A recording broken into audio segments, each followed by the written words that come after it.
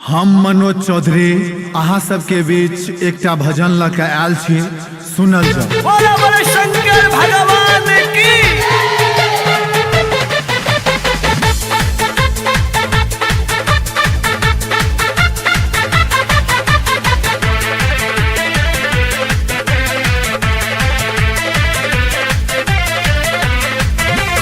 बाबा धाम जाइल मन तर से, हमू जेबै अहूँ चलू मन हर से।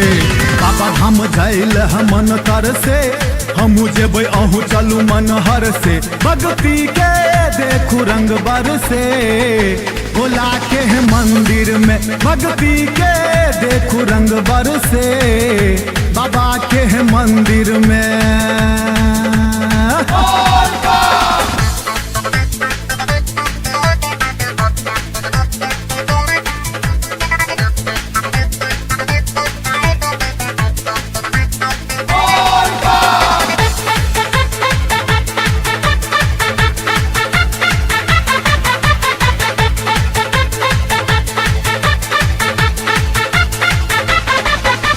नाचे छे ढोल बजा के, कियो नाचे छे गमछा हिला के, कियो नाचे छे डमरू बजा के, कियो नाचे छे कमर हिला के।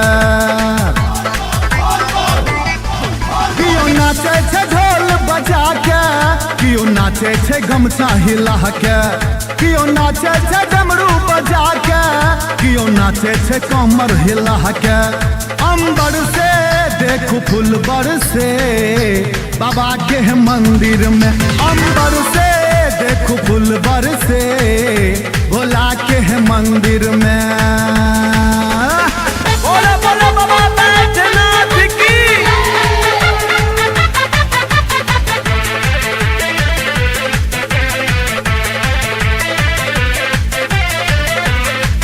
कियो बोलबम बोलबम बोले छे, कियो पूजे छे भोला चरनिया, कियो जोर से भोला के बुलावे, कियो मन से भोला के बुलावे।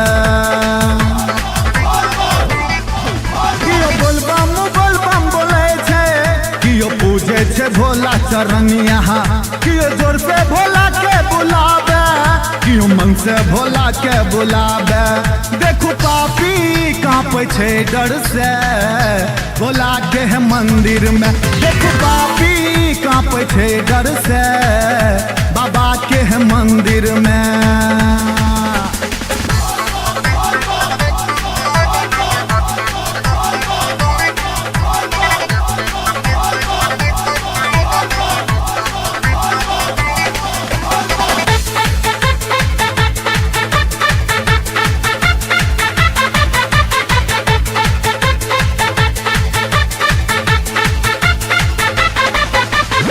घर में लागल छे मेला, सब कवरियन के ठेलम ठेला। देखू देव तो सब जलवा चढ़ावे, फेरो आयल छे सावन के बेला। देखू देव घर में लागल छे मेला, सब कवरियन के ठेलम ठेला। देखू देव तो सब जलवा चढ़ावे, फेरो आयल छे सावन के बेला। लैया मनोज मनसापुर से, बाबा के मंदिर में। लैया मनोज मनसापुर से, बाबा के मंदिर में।